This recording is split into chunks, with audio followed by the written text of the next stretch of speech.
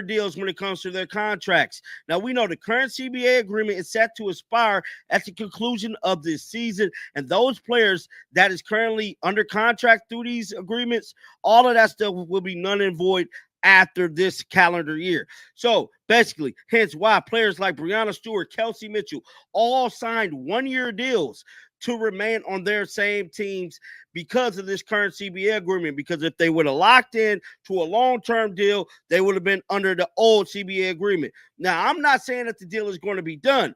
The WNBA Players Association has rejected the league's initial collective bargaining agreement proposal, intensifying negotiations as the current agreement approaches its expiration at season's conclusion. Several prominent players have expressed frustration with the terms presented by league ownership. Breanna Stewart and Satou Sabally have emerged as vocal advocates for improved player compensation and working conditions during ongoing negotiations. Their public statements reflect broader player sentiment regarding the adequacy of current proposals and organizational priorities. Now, like I stated before, I don't know what they are expecting to get, but it's not going to be a lot, man. It's not going to be a lot. They're going to get a little bit more, but they're not going to get everything that they want, man.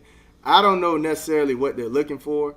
That's my biggest thing. Excuse me, I'm trying to release this video and while I make this video. But yeah, I don't know what they're looking for, man. I don't know what they're looking for. So it's continue right here and say there'll be a pretty big meeting in Indy between both sides, and hopefully the current CBA expires following this season's conclusion, affecting all existing player contracts and creating uncertainty for roster planning. Players currently under multi-year agreements face potential contract voidance if negotiations extend beyond the deadline. Several star players, including Stewart and Kelsey Mitchell, signed one-year contracts specifically to avoid being locked into the expiring agreement terms. This strategic approach allows them to benefit from any improved conditions negotiated in the new CBA. I'm saying that it is looking very, very spooky for the league moving forward without having these agreements done, dog. This stuff has been going on for the last couple months. A lot of players seem very, very frustrated about it, and they're steady trying to expand teams and move this thing to different cities and different states. But at the end of the day, you have to make sure the main thing is the main thing, and that is getting these players compensated. Make sure you're Negotiations have continued for several months, beginning approximately last October, focusing primarily on salary increases and enhanced contractual benefits. Players seek larger revenue shares and improved working conditions as the league experiences growth. But international salary disparity remains a significant concern, with many players earning substantially more overseas than in domestic competition. This economic reality influences player decisions about league participation and long-term career planning. Between both sides, and hopefully we'll be able to talk through it a little bit more rather than just email and messaging back and forth. So I wonder, man, like, what are they looking for? What is going on, man? Now, I did see the front office, they ended up posting something here. Let's take a look at this one, right? The clock is ticking on the WNBA and its union to agree to a new collective bargaining agreement, but the two sides appear to be far apart. The Phoenix Mercury Satou Sabally, a WNBPA. Sabally characterized the league's initial proposal as inadequate, describing it as disrespectful to player contributions and league growth. Her comments reflected frustration with ownership priorities regarding expansion versus current player investment. The forward emphasized the need to prioritize existing players before pursuing expansion initiatives. She advocated for roster expansion and increased investment in current teams rather than adding new franchises without adequate player support infrastructure. These players compensated, make sure you're getting them paid up to where they is performing and want to be in the league. Now, we know players are still going overseas, getting more money over there than they would be over here. Probably why superstar player Emma Messiman hasn't really came back over here. Because, me personally, everybody knows you're going to make more money over there than you would over here, and that's just the story of it all. Now, with all that being said, Satu Sabali, I seen the clip, I did not report on it. I'm going to share it with you guys. Sabali specifically criticized organizations that consistently underinvest in player facilities and support while the league considers expansion. Her comments highlighted concerns about sustainable growth versus rapid expansion without proper foundation. Stewart expressed similar frustrations regarding the negotiation process, indicating that ownership appeared to disregard player concerns and proposals. As a Players Association board member, she represents collective player interests in ongoing discussions. The WNBPA seeks increased salary shares of league revenue and improved working conditions across multiple areas. These negotiations encompass not only financial compensation, but also facility improvements, travel accommodations, and professional development opportunities. Far apart. The Phoenix Mercury Satu Sabali, a WNBPA player representative, told the media Tuesday that the WNBA sent a proposal to the union, the video I showed y'all basically, and said it was a slap in the face, right? Let's see. WNBA announced 3 new expansion teams that will bring the league to a record 18 franchises. Now, although they're getting these franchises, the thing to realize is that money is going to be spread even more thin now that you're adding these other franchises. I don't think people are thinking about that too. You know, they're getting all this money.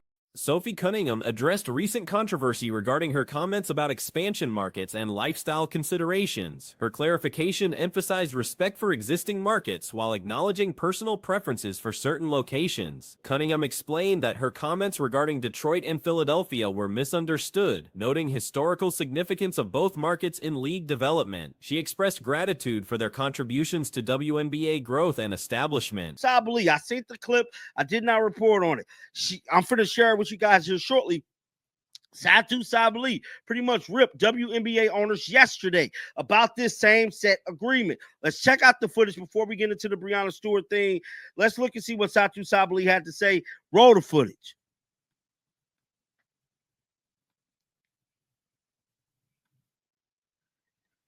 The other day about expansion and then the plans for the league to continue to try to grow the market as well. The players' preference for markets like Miami and New York related to lifestyle factors rather than criticism of working-class communities. She emphasized coming from Missouri and understanding middle-class values while noting personal attraction to certain urban environments. Lifestyle considerations factor significantly into player decisions about team selection and career planning. The balance between professional opportunities and personal preferences influences where players choose to compete. You know, they're getting all this money to build that organization, build those organizations, if you will. But the money, the pot, is going to be split even more. So you have to think about that, man. You're expanding extremely fast here, and you're stretching that pot thin. Let's just continue to see what they're saying here, though. I love to see the league growing, but how cool would it be? Oh, this is Satu. A source close to the negotiations told Front Office Sports that the WNBA sent the proposal to the union last week, and that it's the first proposal. Off-court amenities and urban attractions play important roles in player satisfaction and mental health maintenance. The demanding nature of professional basketball requires players to find appropriate balance between competition and personal life. Cunningham noted that public perception can shift rapidly, with supporters becoming critics based on individual statements or decisions. She maintains perspective about public opinion while remaining true to personal values and experiences. The expansion discussion highlights tensions between league growth ambitions and current infrastructure capabilities. Adding new franchises requires substantial investment in facilities, coaching, and player development resources. As well. I think we can focus on our players. In the union, we got a proposal from the league, which was honestly a slap in the face. And I think we really have to put an emphasis on the players that are in our league right now. But I love to see the league growing. I think, you know, adding these teams in Philly and Detroit, like, that's how amazing is that the league can grow. But how cool would it also be to have, like, a little bit expansion on the rosters? Like, let's focus on the teams that have everything set up right now and maybe focus. Business considerations complicate negotiations as ownership groups seek return on investment after years of financial losses. The league operated at deficits for decades before recent growth created revenue opportunities. NBA ownership groups have subsidized WNBA operations since inception, investing billions without significant returns until recent growth periods. This historical context influences current negotiation approaches and ownership perspectives. To the union last week, and that it's the first proposal the league has sent. The source confirmed that the players felt the initial proposal wasn't entirely responsive to their requests. Now, of course, I think you're going to have that back and forth. I remember, I'll let y'all know, I was in cahoots with Underdog, and we was going back and forth on an agreement, and it just didn't work out. Of course, they tried to lowball me a little bit, or whatever the case may be, but that's a part of negotiating, right? It's a tactic. Hey, I'm going to give you this. Let's see if we can get them for this. The arrival of marketable stars like Caitlin Clark has generated unprecedented revenue and attention, creating the first substantial return on investment for many ownership groups. This success provides leverage for both sides in current negotiations. Ownership groups naturally seek to recover previous investments while players argue for fair compensation reflecting current league value and growth. These competing interests create tension in determining appropriate revenue sharing arrangements. Have everything set up right now and maybe focus on the teams also that find excuses continuously to lack investment into their players before we focus on adding more to the grain of people that can't really be sustained. So that was Satu Sabally yesterday speaking about the media agreement. Now, I'm here to tell you she's not the only one, because an agreement has been presented to the players. Now, this just came out a couple of hours ago. It said WNBA players rejected the league's first. Financial transparency remains limited, with ownership groups maintaining proprietary information about league finances and individual franchise profitability. This information asymmetry complicates player evaluation of reasonable compensation levels. Business analysis suggests both perspectives have merit, with ownership deserving return on long-term investments while players merit compensation reflecting current league success and individual contributions to growth. Salary expectations vary significantly, with some advocating for million-dollar contracts while others suggest more modest increases to current structures. The appropriate level depends on overall league revenue and sustainability projections. See if we can get them for this. And if you don't know your worth, you're going to end up accepting whatever is thrown at you. So you have to know your worth. And apparently that's what the women here are saying. But at the same time, it's like, do you really know your worth? I mean, we see who are making the big numbers, who's getting the viewership. It's a lot dealing with the Indiana fever. Now, if it was across the board, right, I think they'll have something to argue here. But, you know, it's mainly one player that's bringing all this cahoots to chaos. Market forces ultimately determine sustainable compensation levels, balancing player expectations with league financial capabilities and long-term viability. Excessive increases could threaten league stability, while inadequate compensation fails to retain top talent. The international alternative continues influencing negotiations as overseas opportunities provide viable alternatives. Just came out a couple of hours ago. It said WNBA players rejected the league's first CBA offer from last week. So basically, this has been let out probably about a week ago, and we just heard what Satu Sabally said, pretty much a slap in the face and stuff like that. Now, this is what Breanna Stewart said. Breanna Stewart expressed frustrations after WBPA received their first CBA negotiation from the league. The WBPA is negotiating for larger salary shares of league revenue and improved conditions. Now, media attention surrounding negotiations increases pressure on both sides to reach reasonable agreements. Public scrutiny affects negotiation dynamics and creates incentives for demonstrating good faith efforts. Player unity appears strong based on public statements and coordinated contract strategies. This solidarity strengthens their negotiating position while creating pressure for ownership to address collective concerns. The timing creates urgency as the season progresses toward conclusion and contract expiration dates approach. Extended negotiations risk creating competitive disruptions and roster uncertainty for following seasons. Only one player that's bringing all this cahoots to chaos. It's only one player doing it, man. So I don't necessarily know what leverage do they feel like they have right now, honestly, in my opinion. Last week, Indiana Fever players Sophie Cunningham and Sydney Colson read a prepared statement. I think a few players have done this to the media on behalf of the union ahead of their nationally televised game against the Las Vegas Aces. As the league grows, they say, it's time for the CBA that reflects our true value. We are fighting for a fair share of business that we built, Cunningham.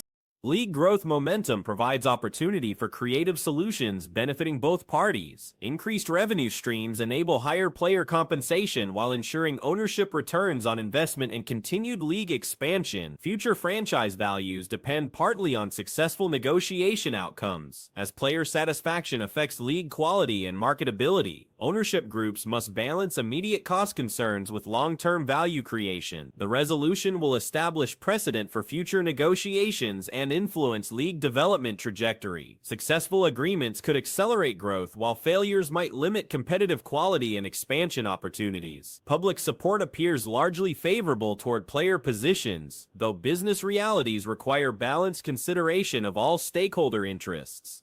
Community investment in league success creates pressure for reasonable outcomes. Improved conditions. Now, this is what Breanna Stewart said. She said it's absolutely frustrated, the kind of just ignored everything we said. So she's on the board as well. Now, none other than Sophie Cunningham, she kind of found herself under fire too, was speaking about the current state of the growing of the league with the expansion. Let's check out what she had to say, man. Roll the footage. Yeah. Okay, first of all, I know the history behind the WNBA. I know that both of those cities have had Timing uncertainty affects player planning and franchise roster construction for future seasons. Extended negotiations create competitive disadvantages and limit strategic planning capabilities across the organization. The WNBA Players Association has formally rejected the league's initial collective bargaining agreement proposal, escalating tensions between players and ownership as negotiations continue. The rejection follows several days of public criticism from prominent players regarding the adequacy of terms offered. Breanna Stewart expressed significant frustration with the negotiation process during recent media availability, indicating that ownership failed to engage meaningfully with player concerns. Her comments suggested that the proposal ignored previous discussions and player input during preliminary negotiations. Cunningham said, in part, the WNBA did not respond to a request for comment. So here's the WNBA's financial situation, right? The league agreed to a record 11-year, $2.2 billion media rights deal alongside the same partners as the NBA. That number has That number has already grown due to a multi-year extension the WNBA signed with Scripps Sports. ESPN reported last year that the final Stewart emphasized expectations for substantive dialogue rather than immediate acceptance of initial proposals. However, she characterized the league's approach as dismissive of player positions and concerns raised during earlier negotiation phases. The negotiation timeline has extended beyond initial expectations, with both sides now planning comprehensive meetings in Indianapolis to address outstanding issues. Previous communication has relied primarily on electronic messaging rather than face-to-face discussions. Satu